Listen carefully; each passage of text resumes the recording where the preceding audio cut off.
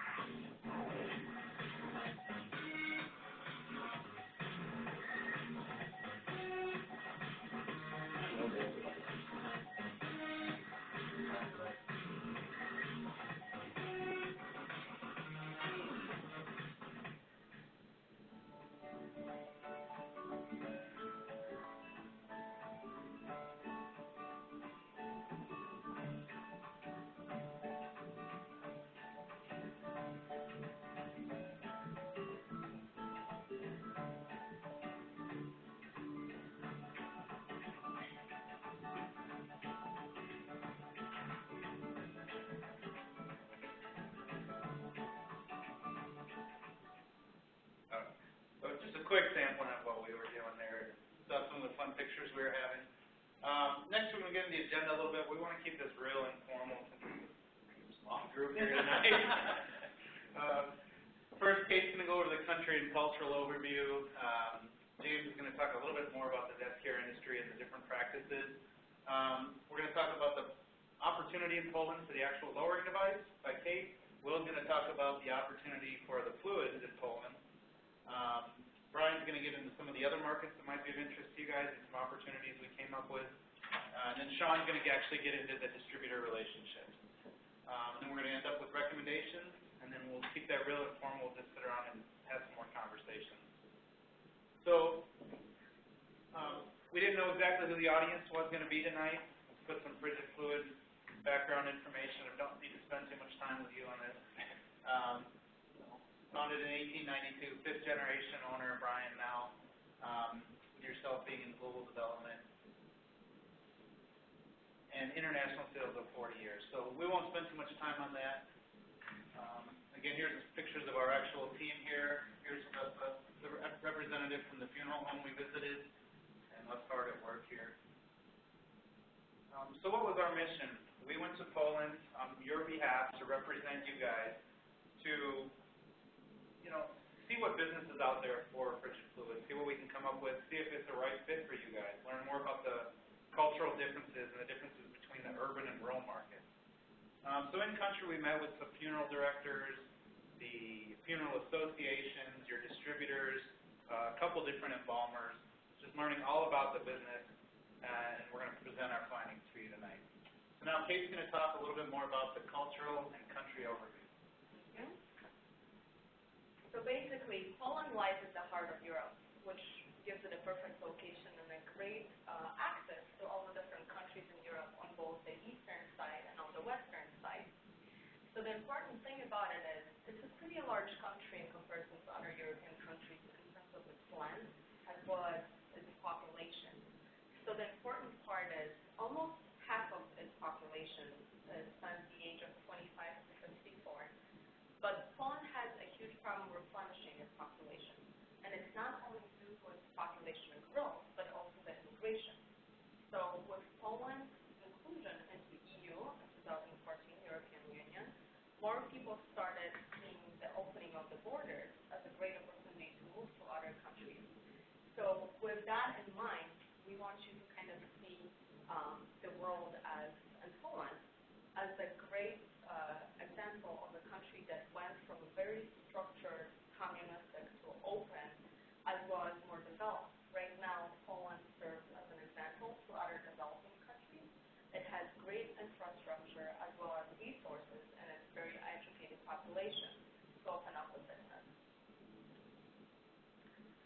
terms of its population, in terms of the culture, they used to be very secluded and very uniform. So majority of them, almost all of them, were Polish. Huge population, Catholic, which obviously played a very important and large role in shaping their traditions as well as practices. However, after the joining of the European Union, they became more open, more westernized, and all those traditions and all the different practices that they were doing, including the funeral practices, started changing. And this is basically what we're going to show in our presentation today.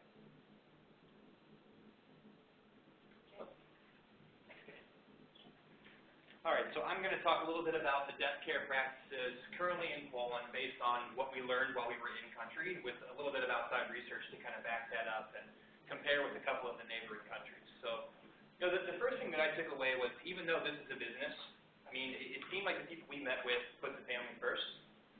This tragic event, obviously, there's a short window of time to make the decisions and to make the necessary arrangements. And, the families and the people involved need a reputable business and a reputable company to help them through these tough times. So, it's kind of good to see that while, hey, there is dollars and cents involved here, families first, and the client experience is the #1 priority. Very, very highly customized experience. So the amount of options, ranging from very budget conscious, inexpensive service, all the way, sky's the limit. You can have a very simple plot, all the way to these elaborate mausoleums. If you have the money, services are going to be there and available for you. The Funeral Supply Association that we met with, this kind of acts as a governing body, some oversight, if you will, to help with, purchase power, to help make sure that the laws are held up, and to make sure that the best interests of these local organizations in smaller towns and larger cities even, are held up and the best interest is met for these businesses. Now, we also learned that there's a couple types of cemeteries in Poland that are common. The first is the city-owned, where the funeral homes will come in and do everything up to the gates of the cemetery, basically, and then the city-owned cemeteries, the funeral homes do everything from start to finish. If it's a church-owned cemetery, the funeral home will take it basically to the gate, and then the on-site staff will take it from there. In Poland, there are 7 burials allowed per cemetery per day, and nothing on Sundays. So the window of opportunity here is pretty big for 6 out of 7 days during the week. And we noticed from the people that we met with a rising number of cremations compared to traditional burials. So we took a day trip to the city of Łódź in Poland, and we met with the Skrzydelska organization. I hope I'm saying that correctly. Skrzydelska, they have 7 cemeteries, and they're averaging about 25 funerals per day. So if you look at 7 per day per location times 7, there's some opportunity there to help maybe expand the business. Very traditional company, traditional methods. They don't use embalming, right? They don't use a lowering device. It's they're starting to see a lot of cremation. Actually, 50% of their funerals are going down that path. And they have a very, very tight relationship with their local suppliers and their distributors. So a little more on that as we get deeper into the presentation. And from start to finish, it's a 3-day process. So again, the window to make these decisions and get this thing up and running is very short. To kind of compare and contrast with a couple neighboring countries, just to show the practices from Germany and Lithuania. In Germany, unless there's extreme circumstances, embalming is mandatory. It has to be done. Right, whereas, in Lithuania, it's a special request only. If the body has to be transported or there's medical reasons why, it's not something that has to be done. Again, in Germany, they're seeing a rise in cremations. And what they're allowed to do there is they're allowed to, and this is actually a growing practice, they can bury 2 to 4 urns in a plot in Germany, and it's something that is happening more and more frequently. So again, this could be an additional opportunity. Tradition is still really strong. You have horse-drawn carriages and some of this, lowering the casket into the ground by ropes. And in Lithuania, it was very interesting. The research that I read is the people there put items into the casket. So while they're not doing cremations, they're putting items into the casket as it's being lowered into the ground. Personal effects, religious artifacts, whatever that may be. In Germany, the plots are rented for upwards of 30 years. Another interesting fact here. All right, so what's the opportunity for frigid fluid when it comes to this industry? So I'm not going to go into too many details because the rest of the group will follow this up in their following slides, but integrated into the existing supply chain, it's a very tight network. I don't want to say it's a closed-door community, but there are really tight relationships with these distributors and these suppliers. Provide Skradelska with a lowering device for their showroom. They were open to the opportunity, they're open to the idea, so if they had it in their showroom, which we saw, I mean, this could be something that the customers could come in and they could say, I want this at my service, I don't want to have it, lowered by hand anymore, let's try this out. And then become a trusted advisor for the actual embalming process. And again, we'll get into some of those details as the presentation continues. And for the lowering devices, we'll pass it over to Kate. Thank you. So we learned a little bit about the opportunity for the lowering devices while we were in Poland. And after speaking with some of the funeral contacts that we've seen, what we found is that lowering devices is not really a common use in Poland, for the reason that there's varying sizes of the gravestones. Sometimes they would bury one person all the way up to 6 people. So the depth varies and also the width varies depending on the type of gravestone that they get. And sometimes these gravestones come from China, India, Brazil. So there's just a lot of variation, which makes it really difficult for them to use a machine that may only be fitted for one size. And then also lack of product awareness.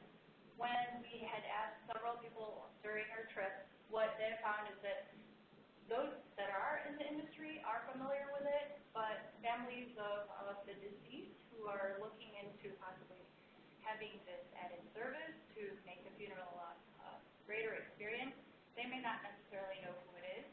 And they see the frigid fluid lowering device as a premium. There are cheaper manufacturers out there that, whether it's made in Poland or imported from China, what they're seeing though is that the ones made from Poland is not as attractive and it doesn't work as well. And so eventually they end up coming back to the supplier to purchase a frigid fluid lowering device. And they've mentioned that it is more costly, obviously because it has to ship from overseas and bring it here with the duties and the other taxes that are involved. It's already more costly than the imported items from China and also from Poland, but they see that it is more valuable. So there would be opportunity there in just educating why a frigid fluid lowering device is going to be a better product over your imported devices from China or the ones that are made from Poland. Also, dimension restraints. When there's multiple families being buried, what we were told is that the casket has to be lowered in an angle, and sometimes depending on the gravestone that they choose, sometimes it has to be removed completely, or sometimes there's parts where you could disassemble it and then reassemble it, but it doesn't make it easy for them to just lower it using a lower device, so that's why they need a rope, so that they could put it in an angle and then lower it into the ground. And then also high entry barriers, which would be your taxes, your regulations, your imports, and those were the reasons why we found that lowering devices are not as popular. And those people, they are familiar with frigid fluid when they do go to the trade shows. They are well aware of you, and they've seen your device. It's just there's still not that hook that gets them to really want to buy the product, and I think it's just about raising that awareness and providing those marketing pieces. And so the recommendations that we have is continue to educate the buyers about the value of frigid fluid, and then also leveraging the supplier relationships. They have the ability to be able to go to the funeral homes and make connections, so just leveraging them as a partner in Poland, and also maybe looking into innovating and enhancing the different features of the lowering device so that they are able to overcome the challenges of the varying gravestones and the different plot sizes. And then, as Poland continues to develop, there's lots of opportunity for and resources in Poland, whether it's labor or products. It's in country, which may help offset the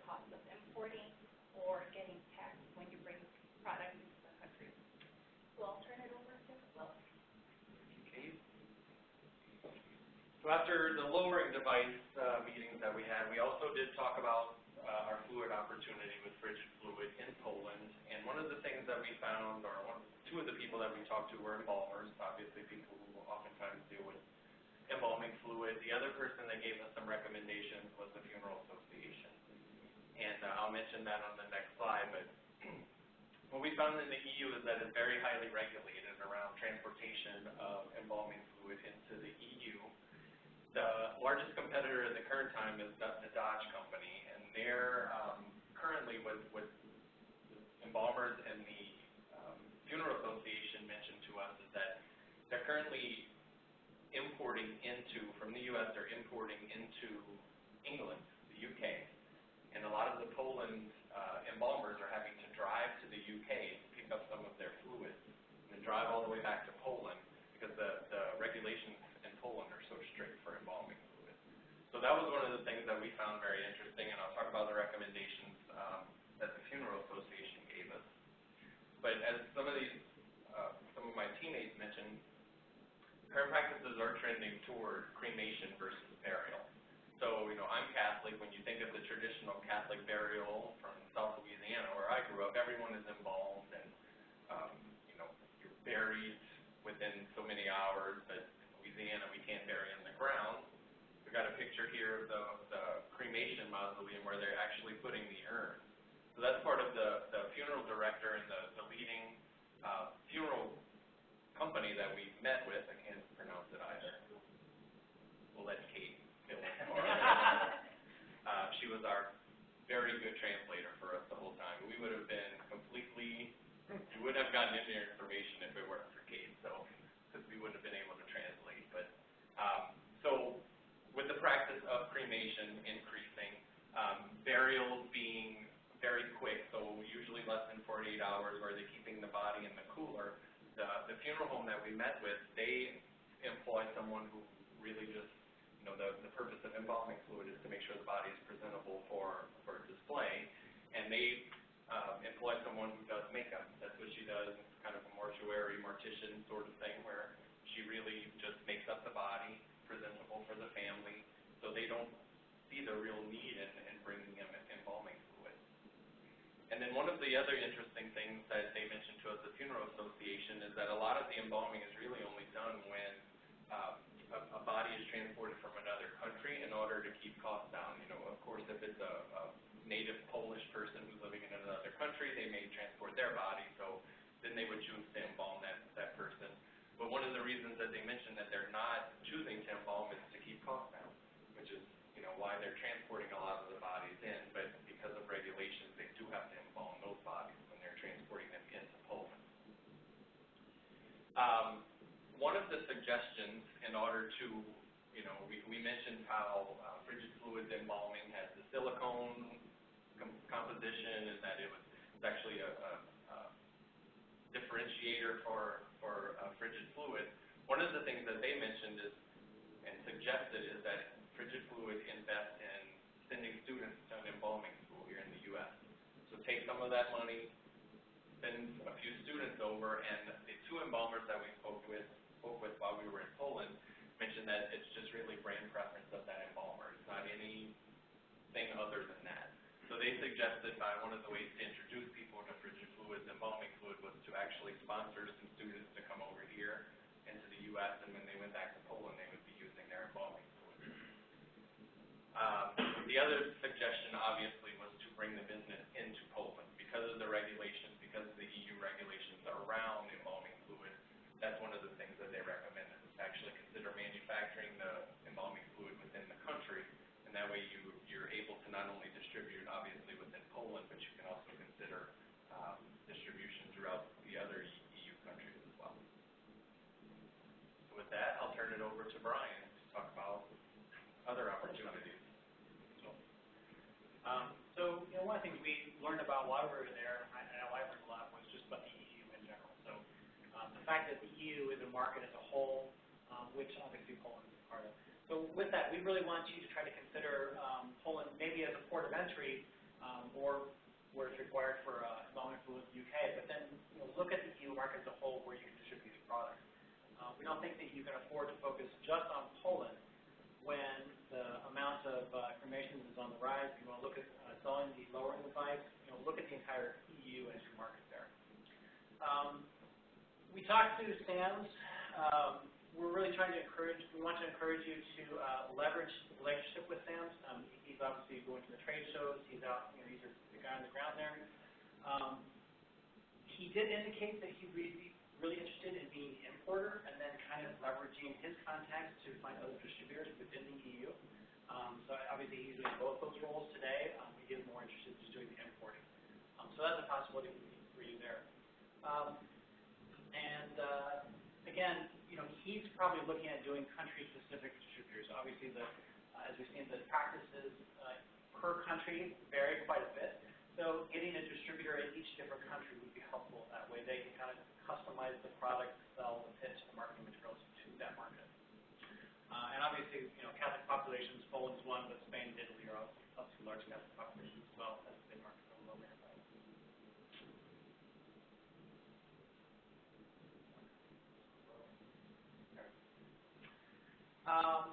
So one of the things like Kate talked about, maybe invest in engineering design to help the grave sites with multiple caskets or where they have to be lowered on an angle. Maybe there's a possibility to invest in engineering in the product you have. Obviously, you've had it for quite some time. It does its job well, but it's very specific as to what it can do.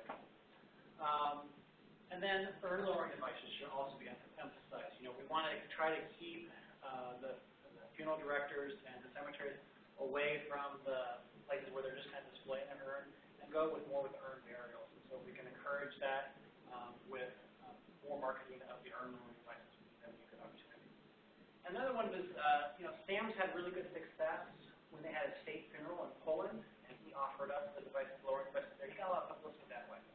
And so our thought there was, can we work with other countries, Germany, France, whoever, and maybe work with the military or the state government there to see if they would want to use a lowering device, maybe give out a couple lowering devices to see if that would generate some publicity.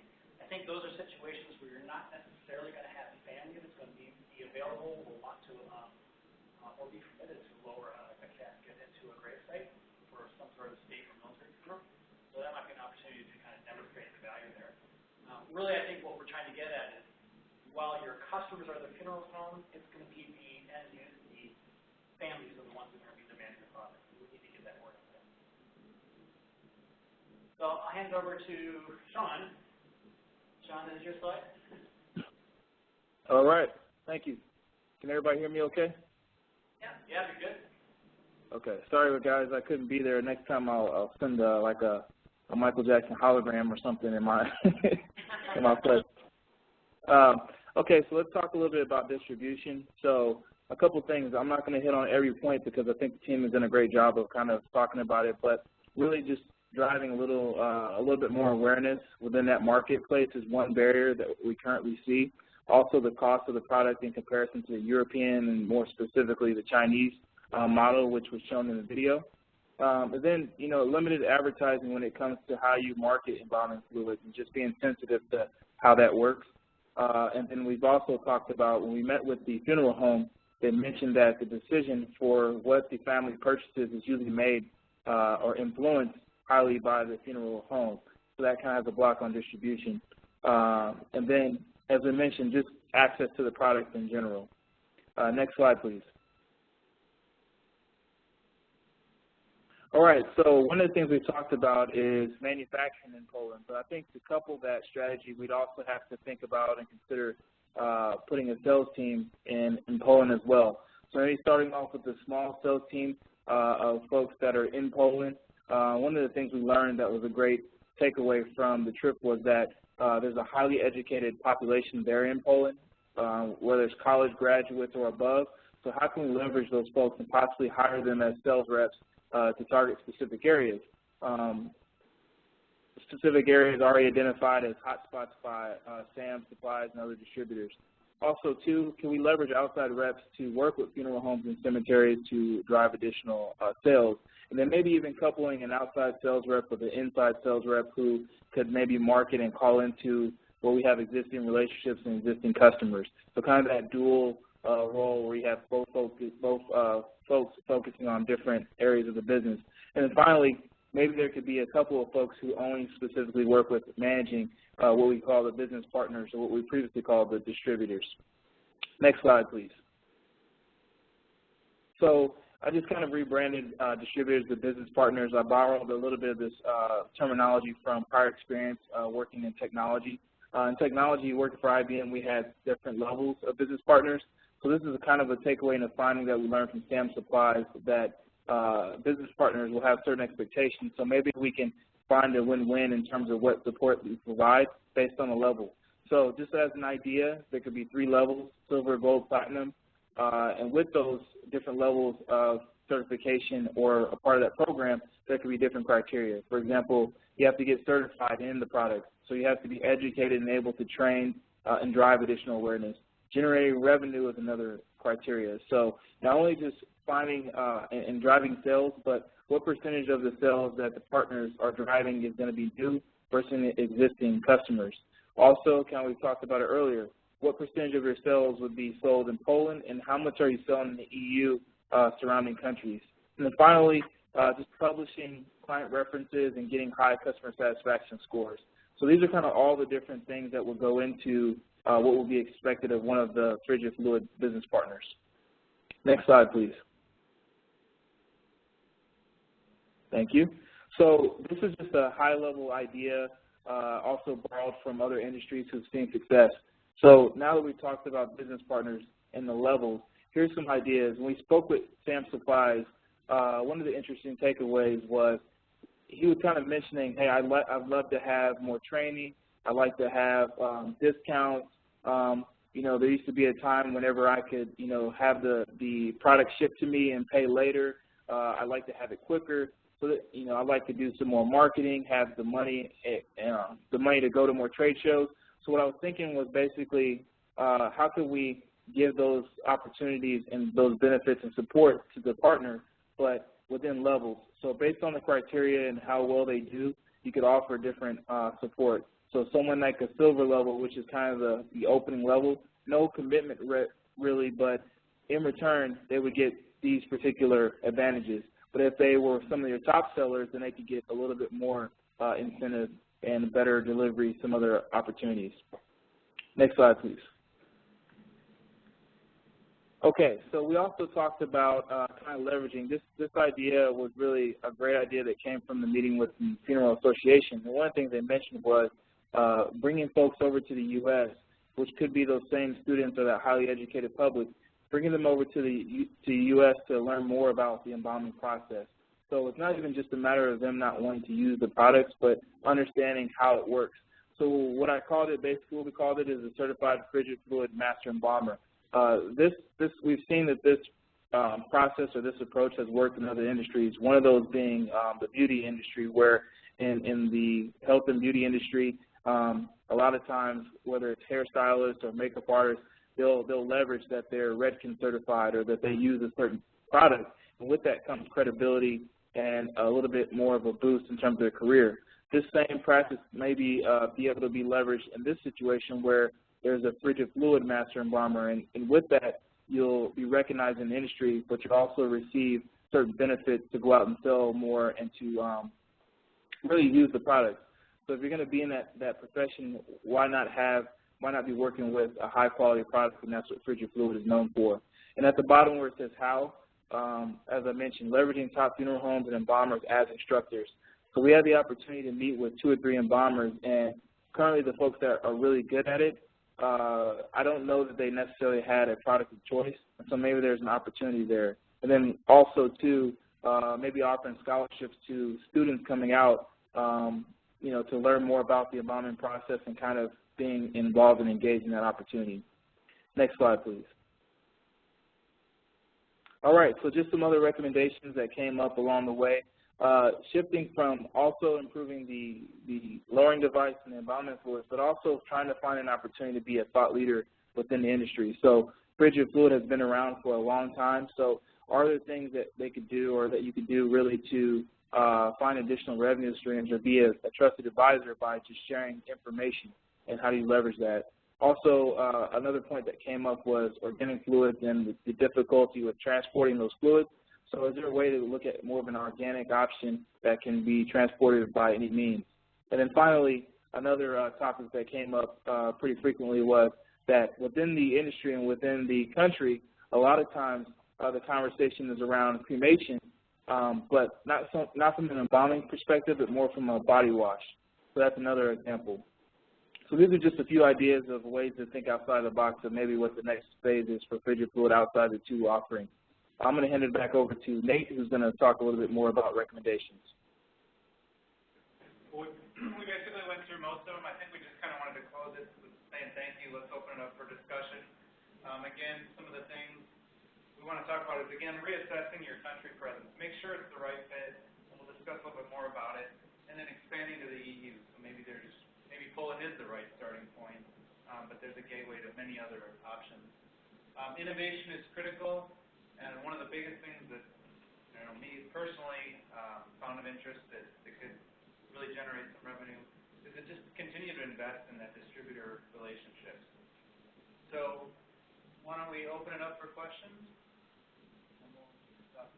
Oh, thank you. Great.